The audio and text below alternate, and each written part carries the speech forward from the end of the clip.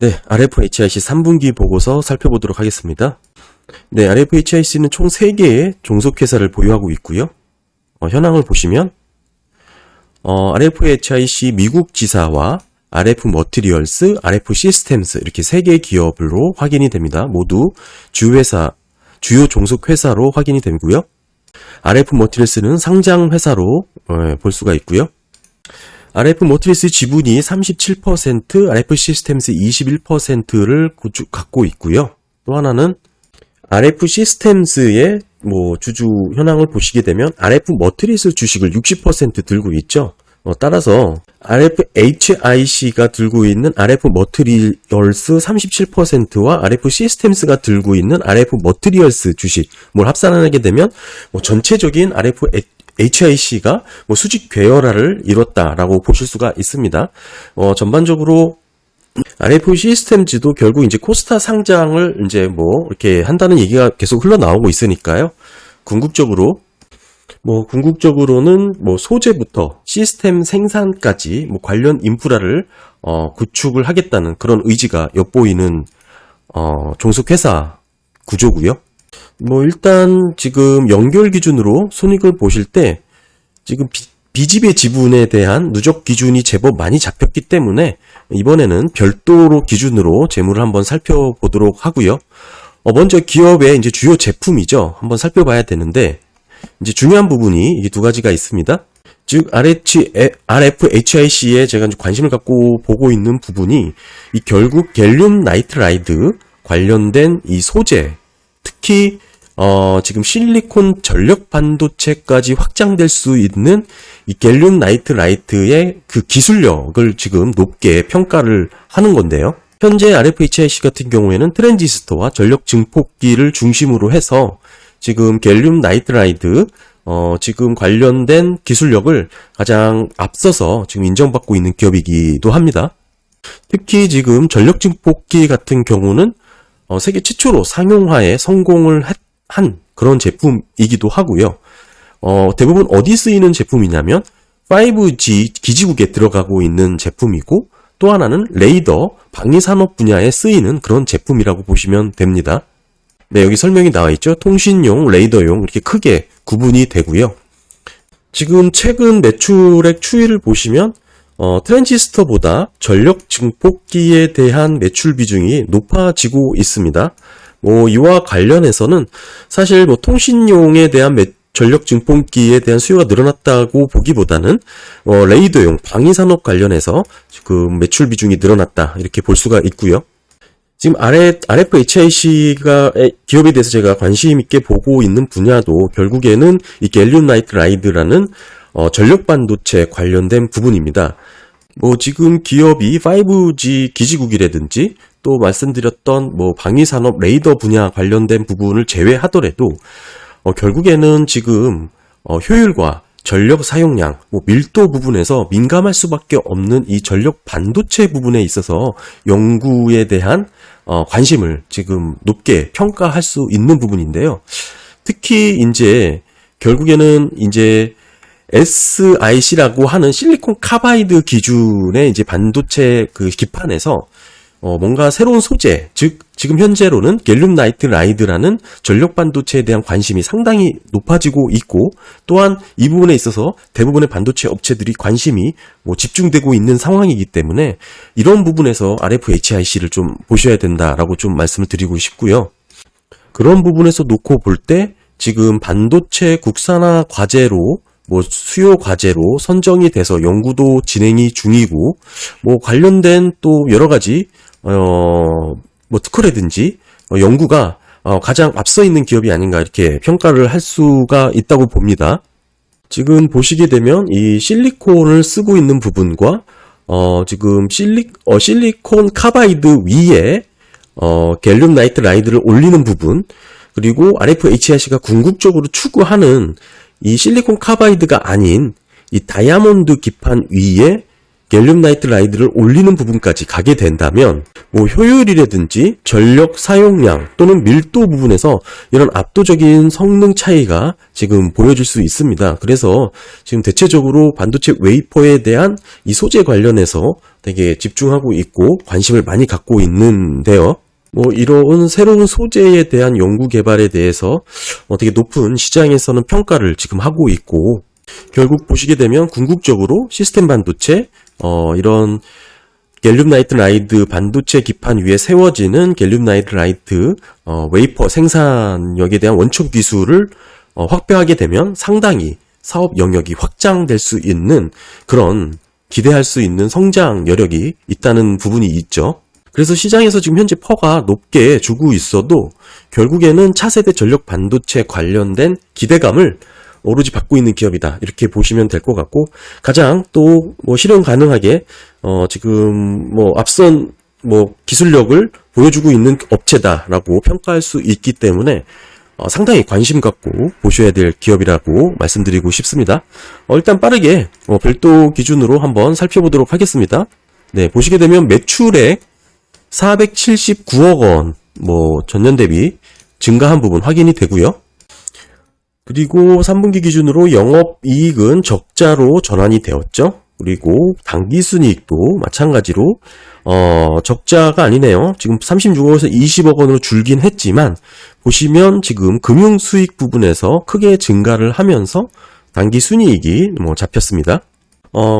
지금 매출 원가가 높았던 원인을 한번 보시게 되면 지금 판관비로 처리되는 연구개발 비용이 상당히 높죠. 지금 보시게 되면 20%, 매출액 대비 20% 정도로 지금 높은 비율로 연구개발에 집중하고 있는 모습을 확인할 수가 있습니다. 더불어 뭐 최근 유의미한 공급계약 체결 공시를 보시게 되면 삼성전자로부터 지금 미국 DC양 기지국 트랜지스터 공급 계약을 체결한 부분이 확인이 되죠.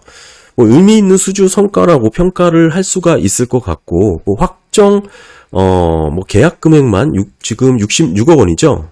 하지만 이 부분은 지속적으로 점진적으로 늘어날 것으로 충분히 예상할 수 있는 부분이고, 또 하나 이뿐만이 아니라 버라이즌 관련 수주도 있기 때문에 결국 삼성전자를 통한 RF-HRC의 수주는 거의 1천억 원 정도 수준까지 달할 것으로 지금 전망이 되고 있고요. 근데 사실 이런 단기적인 공급 계약 체결 등 이런 부분도 의미가 있지만, 저는 사실 이런 부분보다는 아까 말씀드렸던 이 갤륨 나이트라이드 관련된 전력 반도체 연구개발 분야에 조금 밸류를 좀 높게 봐야 되지 않냐, 전 그렇게 평가를 하고 있습니다. 그래서 결국 궁극적으로는 이 진화 갤륨 나이트라이드 관련된 제품 개발 상용화에 좀 관심 갖고 지켜봐야 되지 않나, 이렇게 보여지고요. 네, 기업의 자산 구성을 보시게 되면 이제 별도 재무제표고요. 보시게 되면 가장 높은 비중이 금융자산에 대한 비중이 가장 높습니다. 지금 1,600억 원 가량 단기 기타 금융자산으로 잡히고 있고요. 다음은 재고자산, 다음은 유형자산 순입니다. 금융자산에 대한 세부 내역 한번 살펴보겠습니다.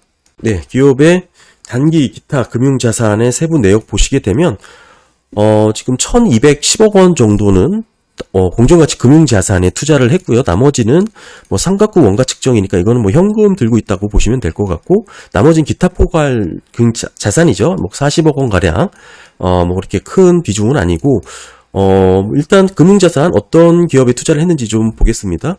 네, 보시면은 당기손익 공정가치 금융자산이 지금 수익증권 주식이죠. 주식에 투자한 부분을 확인할 수가 있고, 아까도 살펴봤듯이 탑업인 출자 현황에서 보게 되면 기업이 이제 투자한 주식 관련된 기업들, 미국 상장 이제 미국 기업과 RF 머티리얼스, RF 시스템즈 관련된 그런 사업 영역 확대를 위한 그런 부분이라고 볼 수가 있습니다. 네, 다음은 부채인데요.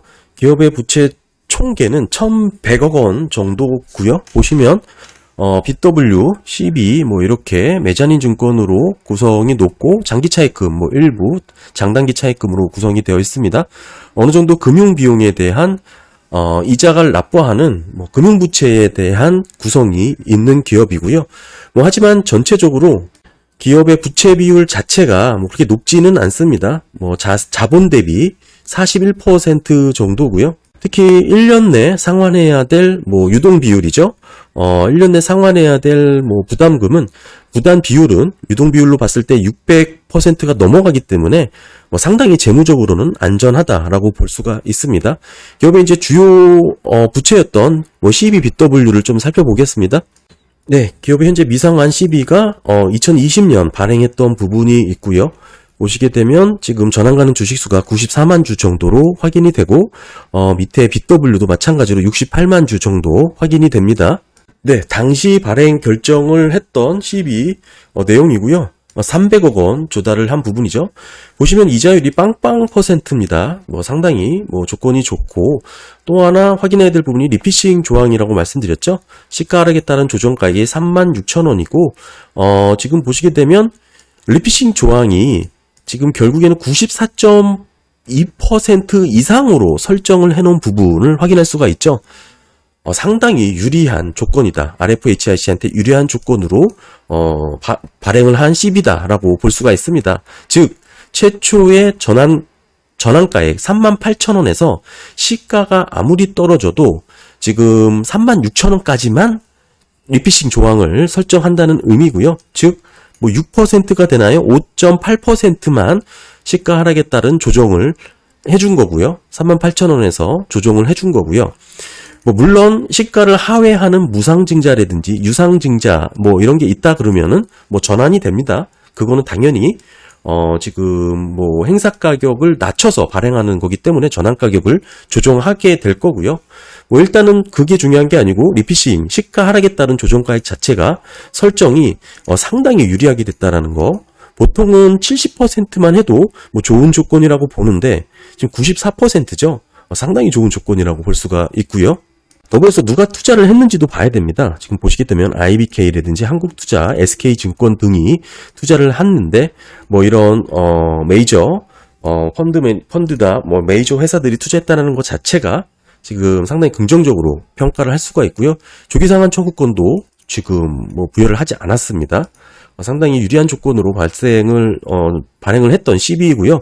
아마 BW도 비슷한 수준에서 결정이 됐을 거라고 보여지고요.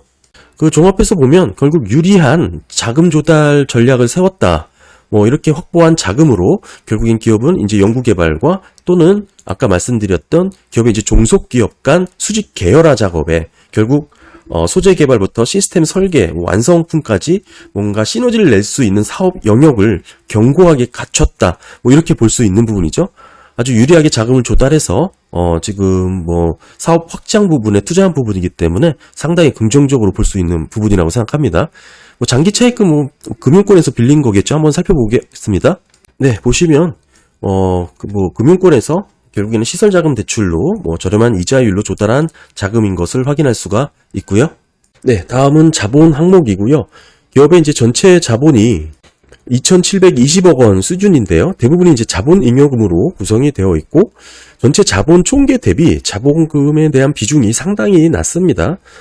관련해서 뭐 충분히 무상증자에 대한 뭐 가능성도 있다고 보여지고요.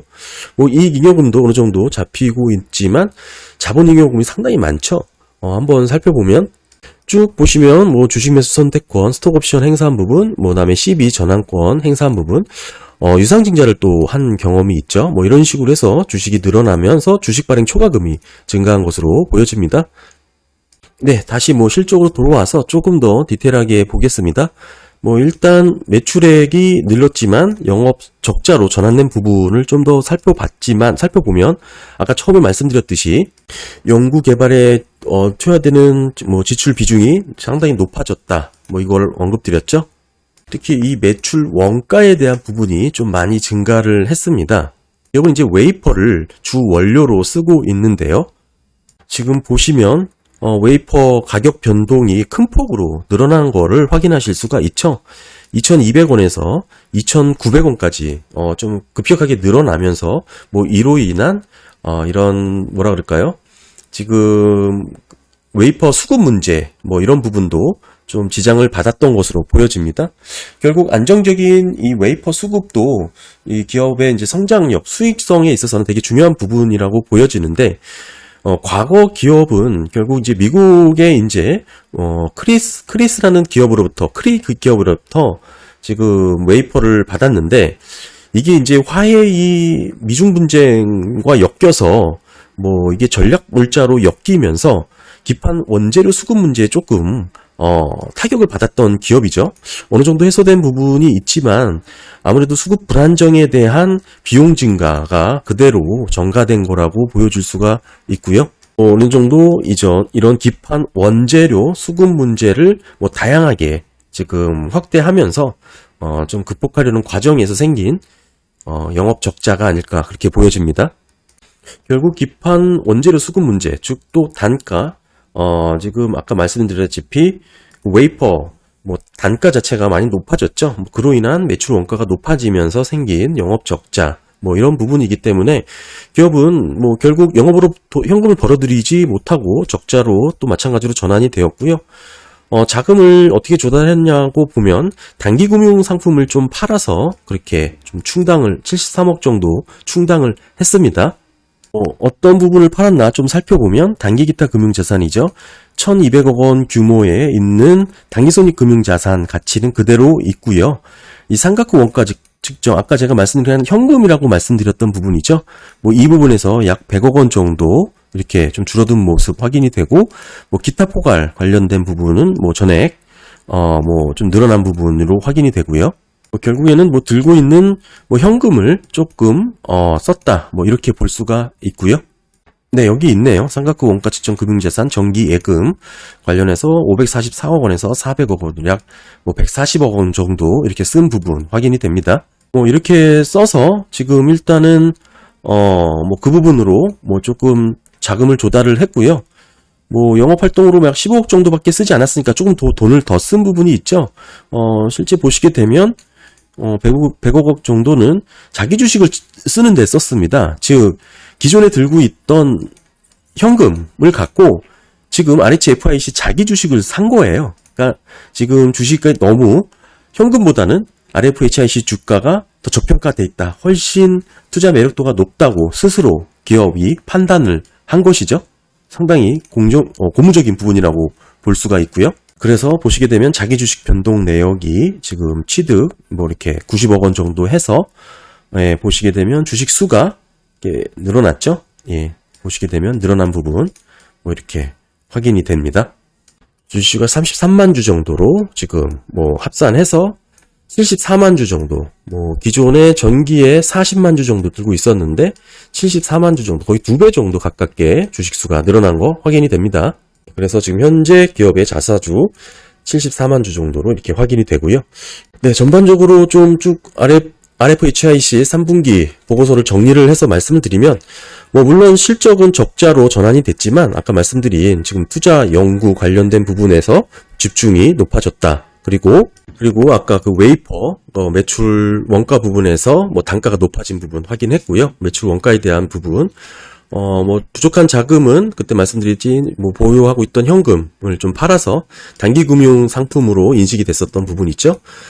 조달을 했고 기업은 이제 그 돈으로 결국엔 자사주를 매입을 했다. 이 정도로 정리를 할 수 있을 것 같습니다. 아무래도 RFHIC 제가 관심 있게 보는 것은 갤륨 나이트라이드 이런 연구 개발에 대한 부분이니까요. 그 부분 집중해서 보시면서 한번 살펴보면 좋지 않을까 생각합니다. 감사합니다.